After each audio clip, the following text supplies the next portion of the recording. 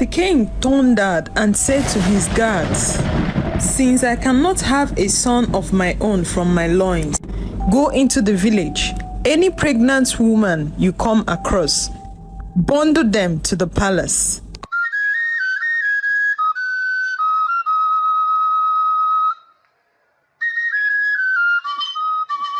After the mysterious death of King Odumodu's son Ikemba ascended to the throne of Zuma Kingdom, inheriting a legacy tainted by bloodshed and tyranny. With a heart colder and more ruthless than his father, Ikemba ruled with an iron fist, instilling fear and obedience in the hearts of his subjects. Yet, beneath the facade of power and authority, a haunting truth loomed over the kingdom: the curse of the royal bloodline. Despite his desperate attempts to secure an heir to his throne, Ikemba's hopes were shattered time and time again, as each son born into the royal family met a tragic fate, perishing before the age of 2 days. Driven by desperation and a gnawing fear of a legacy cut short, Ikemba took desperate measures to secure his dynasty's future. He took 3 wives, each choosing for their beauty and noble lineage, in a bid to produce an heir who could break the curse that haunted his family. But despite the lavish ceremony and fervent prayers, each wife bore only daughters, their hopes dashed by the cruel hand of fate. As whisper of the cursed bloodline spread through the kingdom, Ikemba's desperation grew and his grip on power slipping as the weight of his failure bore down upon him. With each passing day, the kingdom held its breath, awaiting the birth of a son who would defy the odds and usher in a new era of prosperity and stability. In the tranquil embrace of Umuagu, a community where the slave girl and Ike's wife took refuge when they were being pursued by King Odumodu, the legacy of the slave girl and Ike's wife lives on through their sons, Ikemefula and Obinna.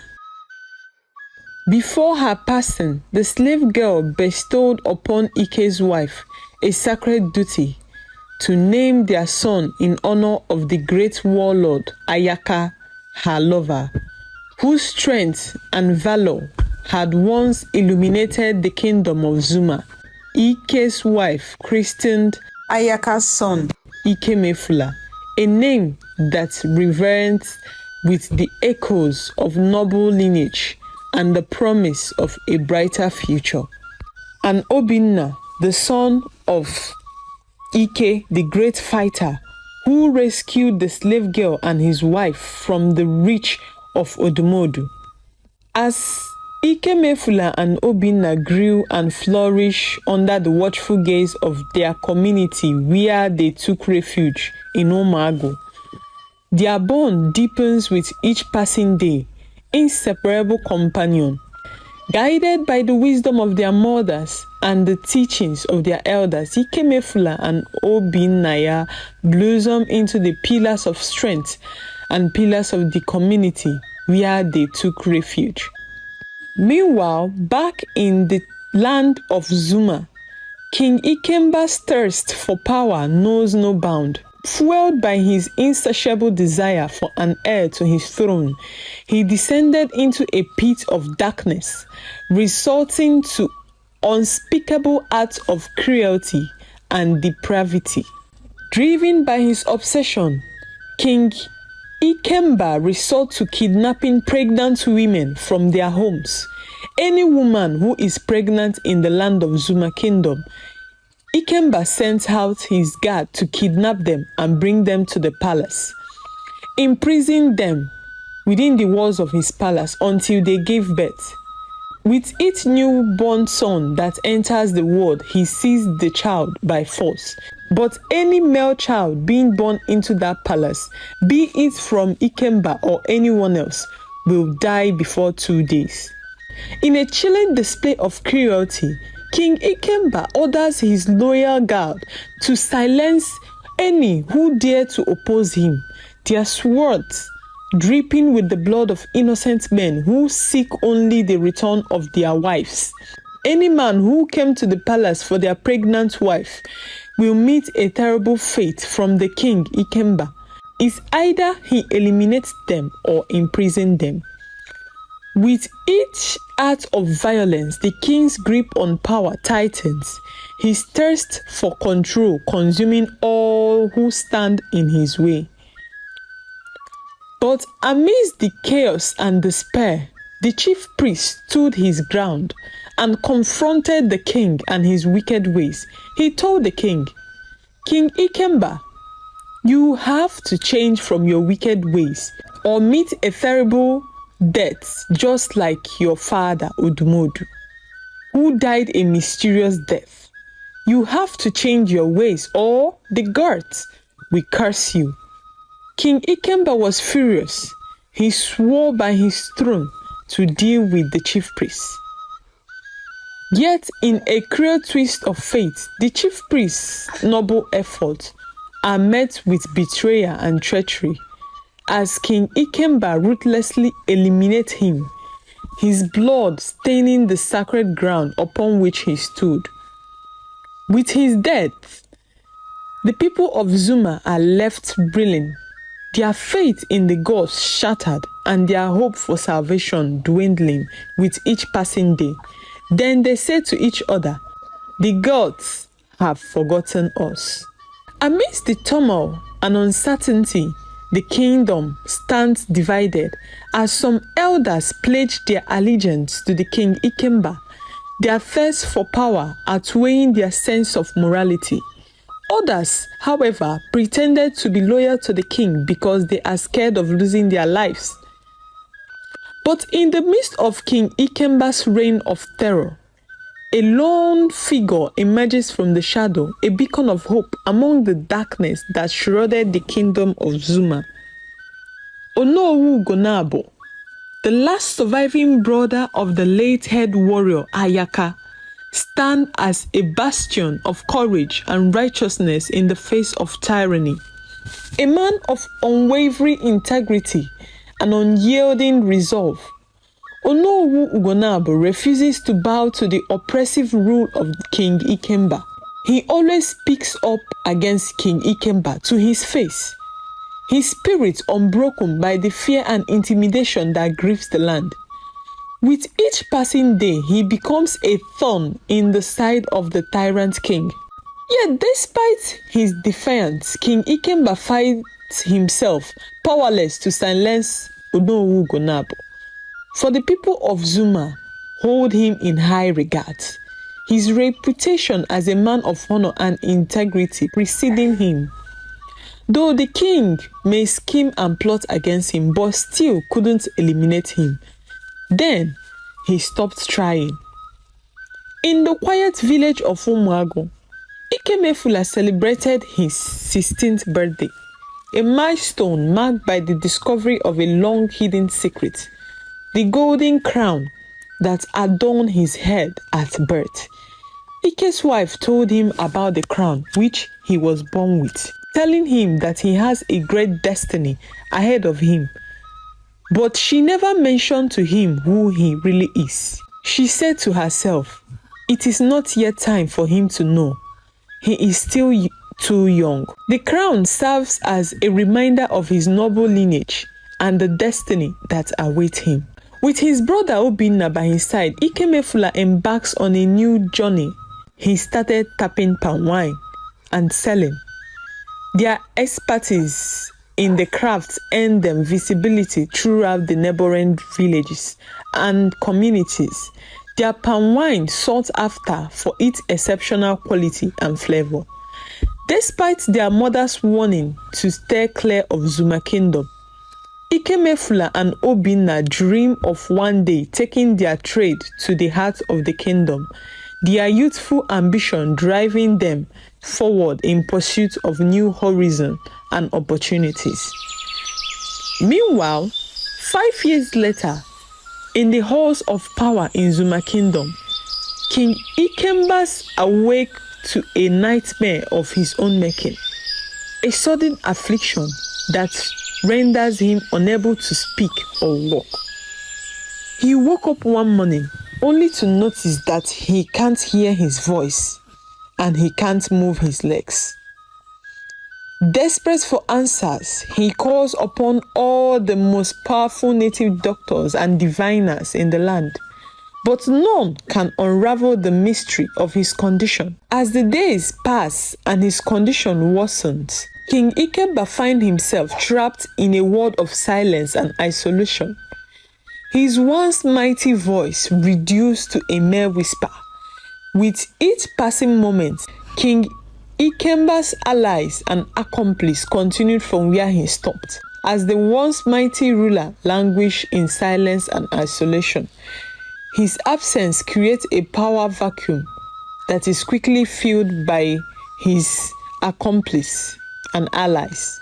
With the king incapacitated, the evil elders continue to wield their influence unchecked, using their positions of authority to further their own selfish agendas under the guise of loyalty to the crown. They manipulate and exploit the people of Zuma, lining their pockets with ill-gotten gains. As the sun casts its golden rays over the bustling market of Umuago, where Afamefula and Obinna sells their palm wine, Afamefula proudly showcased his finest palm wine to Onowu Gonabu, who had visited the market that fateful day. Impressed by the quality of their products, Onowu extended a gracious invitation to Ikemefula and Obinna to deliver more of their renowned palm wine to him in Zuma Kingdom. Despite their mother's warning echoing in their ears, the allure of opportunity and adventure proved too enticing for Ikemefula and Obinna to resist. They set out for Zuma Kingdom, carrying their palm wine, their hearts filled with hope and anticipation. But as they crossed the threshold into the kingdom's gate, Ikemefula and Obinna felt some type of way. They felt at home. There is something sinister about this place, they said to each other.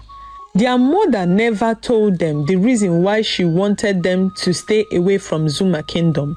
So therefore, they concluded that when they get home, they are going to ask their mother. As they journeyed deeper into the heart of Zuma Kingdom, they were met with a sight that chilled them to the bone.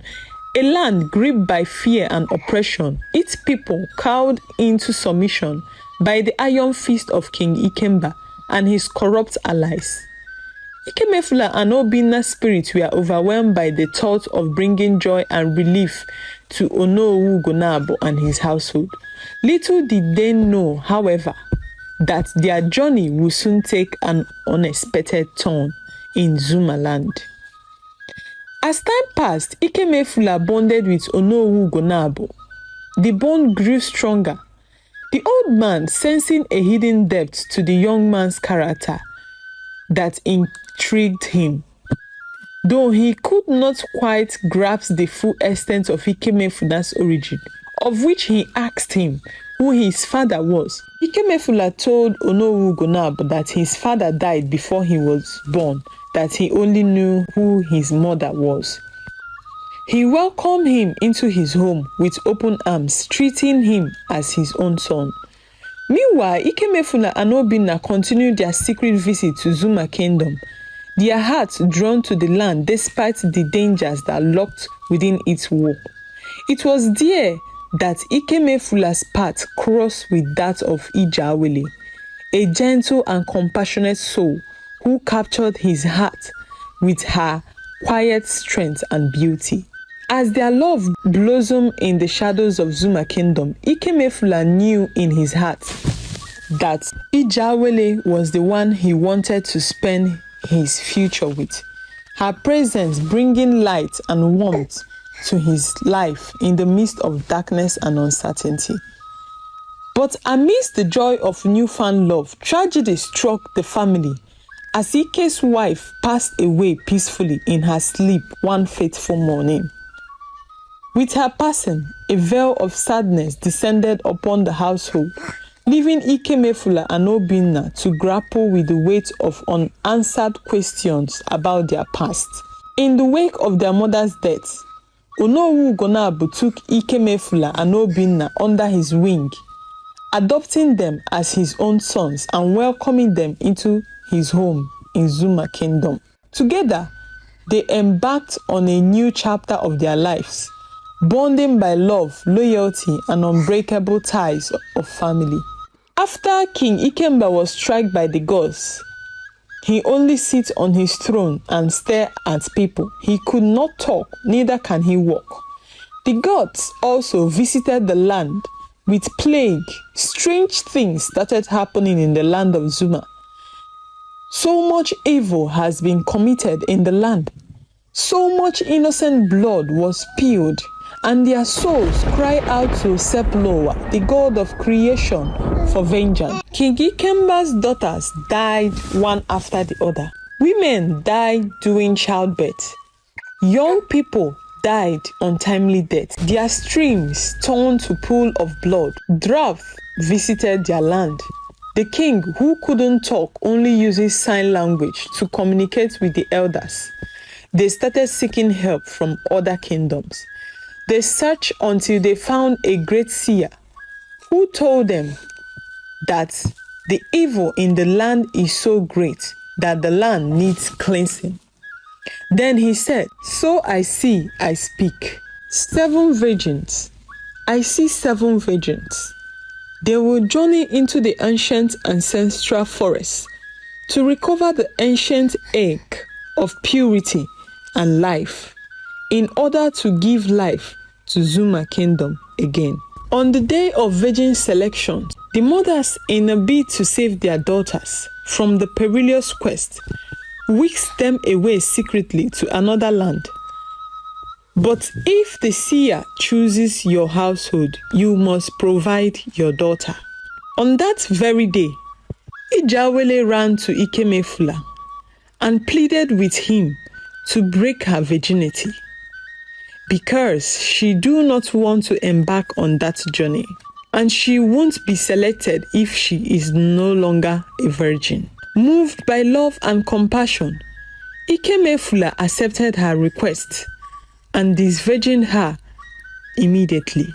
The seer was on his way home after selecting the 6 virgins when the gods redirected his footstep back to Ijawele's hut. When the seer and the elders arrived at Ijawele's mother's hut, Ijawele's mother started crying and begging them to spare her daughter. Ijawele also fell on the ground, crying, as she revealed to the seer that she is no longer a virgin. But the seer still insisted that the gods has chosen her to undertake the sacred quest. On the fateful day of the quest, the 7 maiden virgins gathered before the revered seer, their hearts heavy with determination and resolve. With solemn prayers and blessing, he fortified them for the journey ahead, invoking the protection of the gods as they embark on their sacred mission. As they set forth into the depths of the ancient forest, the echoes of their loved ones' tearful farewells lingered in the air, a reminder of the weight of their tasks and the sacrifices made in the name of redemption. As the canopy of trees closed in around them, casting dappled shadows upon the forest floor, the maidens pressed over deeper into the heart of the wilderness, their footsteps echoing with the weight of destiny. They met an old woman inside the forest, trying to lift a bundle of firewood to her head. They stopped and stared at her. One of the maidens went to help her, but her sisters tried to stop her. It was too late, as she disappeared into the thin air with the woman. The remaining 6 virgins started crying and wailing for their sisters. But as they were still crying, she appeared back again to them. with lots of food and clothes. They thought she was a ghost, but she told them that the woman rewarded her for helping by giving her all these things. The girls pounced on the food because they were so hungry.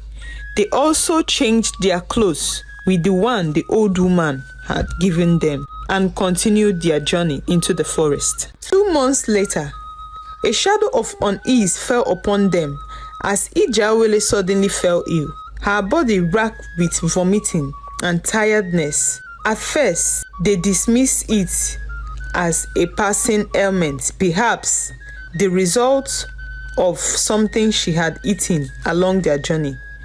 But as the symptom persisted, a dreadful realization dawned upon them that Ijawele was pregnant. Shocked and confused rippled through the group as they asked, "What is going on?" They asked Ijawele, "Did the seer not know that you are no longer a virgin?" Her heart heavy with guilt and uncertainty, she recounted the events that had led to her loss of purity and how the seer insisted that she must go after she disclosed to him that she is no longer a virgin. Her words hanging heavy in the air like a dark cloud. In the midst of their confusion, the maiden virgins found themselves faced with a dilemma. Should they continue their journey with one who have been deemed impure, or should they turn back and seek guidance from the seer? As they contemplate on what to do, a mighty figure appeared before them in the forest, roared and asked them, "Who is that impure maiden that dares to enter into the forest of the great ancient ancestors? How dare you bring your filthy self into the forest? You are not worthy to live." The figure roared.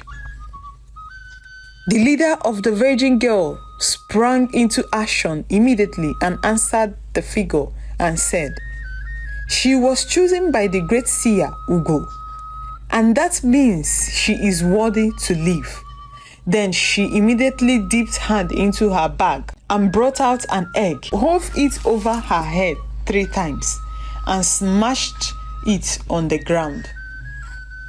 The being disappeared immediately, and the girls hugged themselves and continued running into the forest.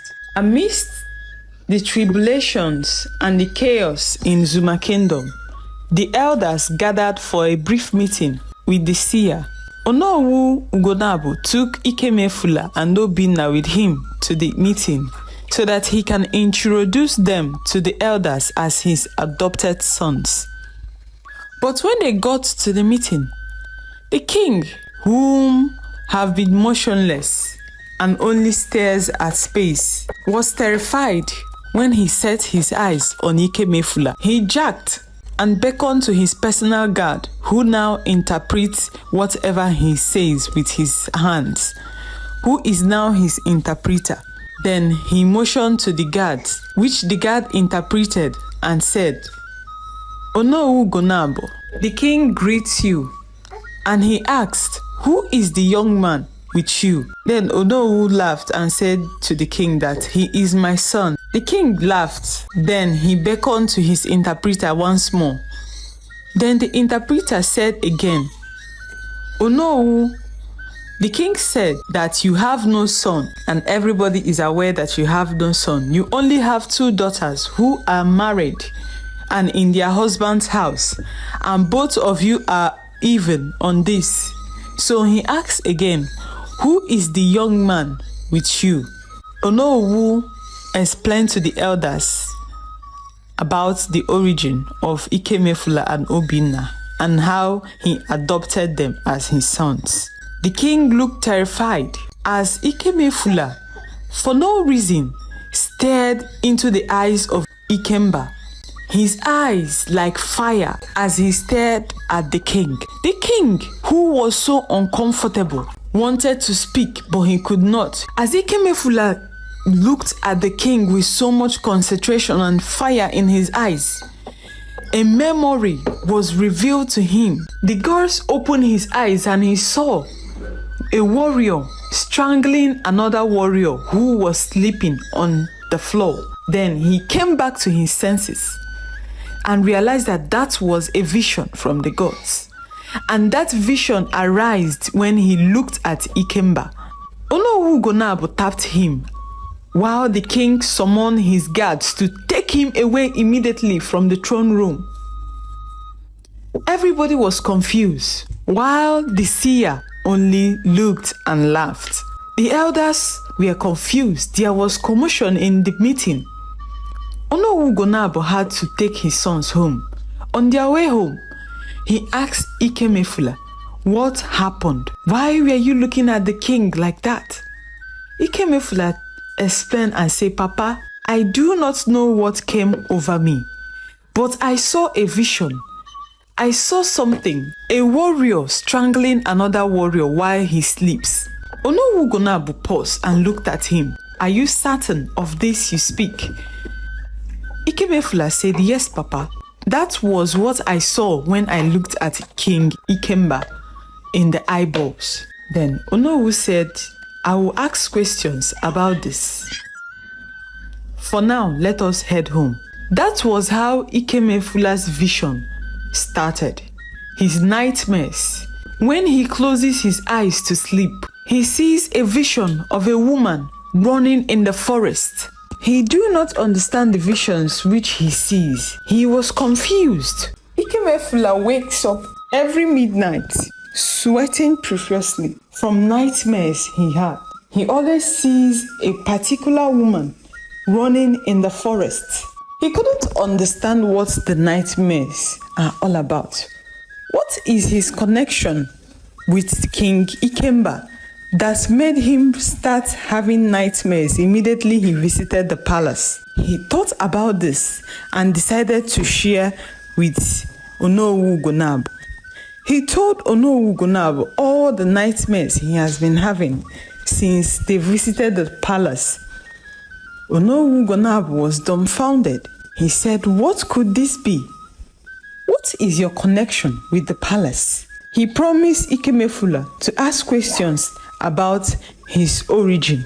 Onowu set out early in the morning on an Ori market day. He went to a particular native doctor. Immediately he sat down. The native doctor raised his hand and said to him, "Onowu, a man of truth and justice, I know why you are here. Before you got here, the gods have opened my eyes to see the reason why you came. The young man you adopted as your son, you came because he has been having nightmares after the day he visited your king." Onowu said, Yes, wise one, exactly." Then the wise one said to him, "For all that has been done in the dark will soon come to light.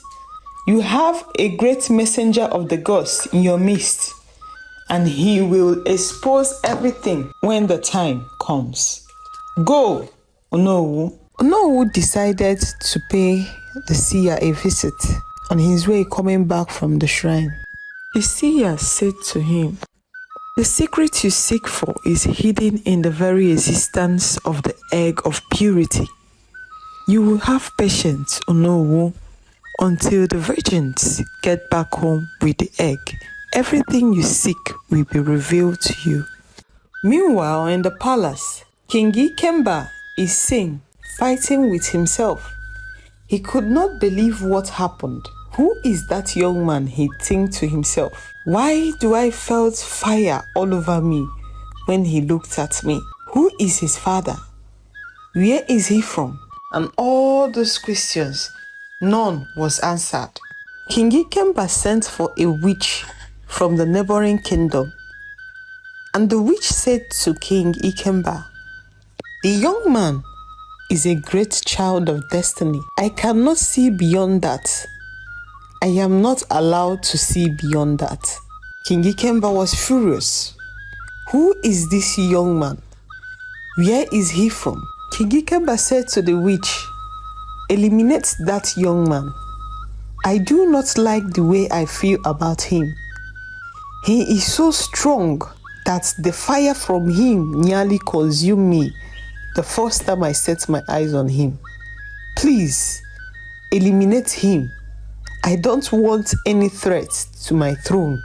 Then the witch said to King Ikemba, "That young man cannot be killed. He has the protections of the gods and the ancestors around him.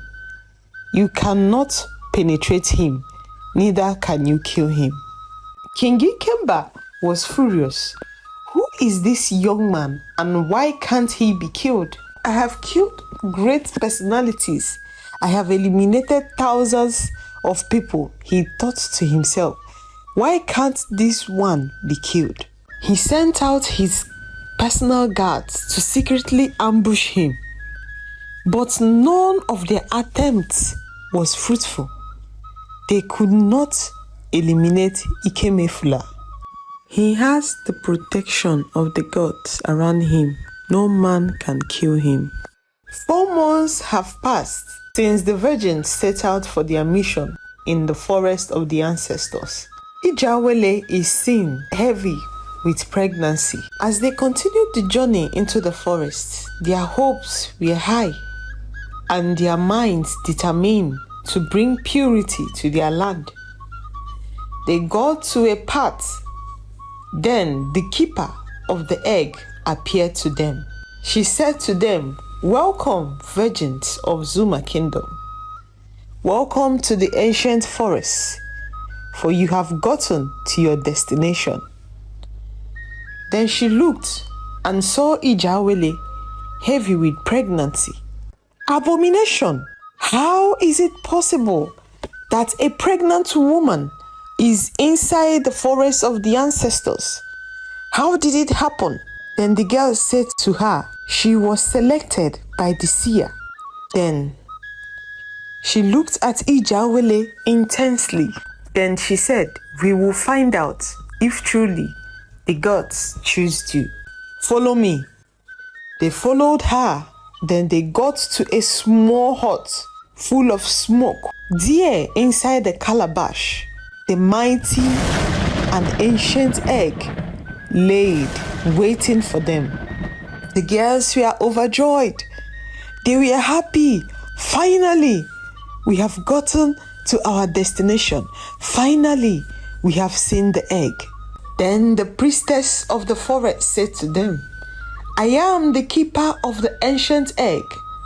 I have been waiting for you people right from the day you set out your foot from your land. Now it is time. Him whom the gods have chosen will bear the egg back home." The girls were confused. They said, "We do not understand what you mean, him whom the gods have chosen." She laughed. "Ha ha ha ha ha. Do you think that you can lay your hands on the mighty egg of the ancestors and live? Let him whom the gods choose lay their hands and carry the egg home, because nobody enters the forest of the ancestors and lives alive." The girls were shocked. Their happiness cut short immediately. They started crying, but their leader encouraged them. She said, "We have come this far and we know the gods will not forsake us. We will go and take the egg one after the other. Whoever the gods chooses will take the egg home and cleanse our land." Ijawele wanted to go first. Then the woman screamed, "Ta! Go back! You are not worthy to touch the egg. You will be the last to go close to the egg." Then other girls started going one after the other. The first girl went. Immediately she touched the egg. She screamed and disappeared. Fear gripped the remaining 6. Everybody started crying. They could not go any further. Nobody wanted to touch the egg. The forest keeper screamed at them, "Go and carry the egg." The second person went. The same thing. Immediately she touched the egg. She screamed and disappeared.